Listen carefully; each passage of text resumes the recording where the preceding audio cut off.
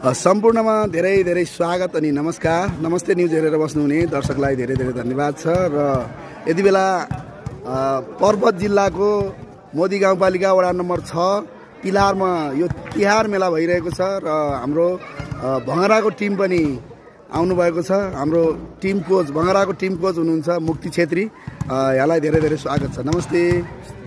अनि पछिल्लो समयमा विष्णु छेत्री र राजकुमार नेपालीलाई लिएर हिँड्नुभएको छ, मेन उहाँहरूलाई होइन, हजुरको टिमलाई धेरै ठाउँमा लिएर हिँड्नुभएको छ र धेरै ठाउँमा जित हासिल गर्नुभएको छ। यसमा के छ सर, यो ठाउँ त निकै भनौँ न म्याग्दीतिर, बागलुङतिर, पर्वततिर, काशीतिर निकै नै एक छत्र भँगराले राज गरिरहेको छ भलिबलमा। सर्वप्रथम त म के भन्न चाहन्छु भने यो नमस्ते न्युजलाई धेरै धेरै धन्यवाद छ, किनभने यो गेम खेलेर जति यहाँ आएर दर्शकहरूले हेरेर चिन्नुहुन्छ त्योभन्दा बढी भाइहरूलाई चिनाउने काम जुन तपाईँको न्युज मार्फत गर्नुभएको छ, धेरै दर्शकहरूमा भाइहरूको खेल पुर्याउने काम गर्नुभएको छ। सबैभन्दा धेरै धेरै धन्यवाद त म नमस्ते न्युजलाई पनि दिन चाहन्छु। र पछिल्लो समय विष्णु भाइले खेलमा गरेको प्रगति, हिजो विष्णु भाइहरू भर्खर खेल्दादेखि नै मैले लिएर हिँड्थेँ पुष्पमा गेमहरू हुँदा, धेरै राम्रो सुधार गरेको छ।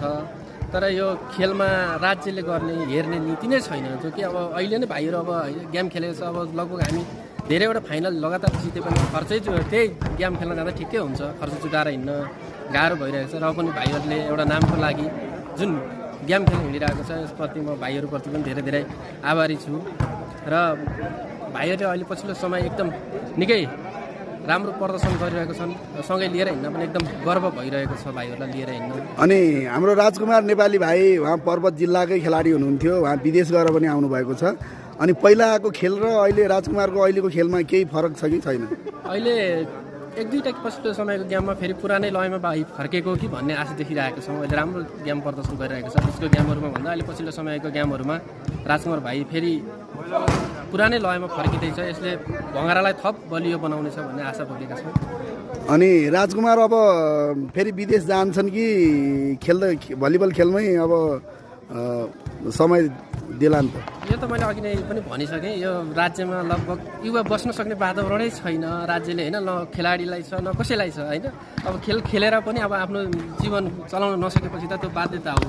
अझै हजुरहरूलाई त धेरै ठाउँमा लगभग यो 1 महिना 2 महिनाको अन्तरमा 12-13 ठाउँमा जितिसक्नु भएको छ, प्रथम हुनुभएको छ, प्रथम प्राइज उठाउनु भएको छ।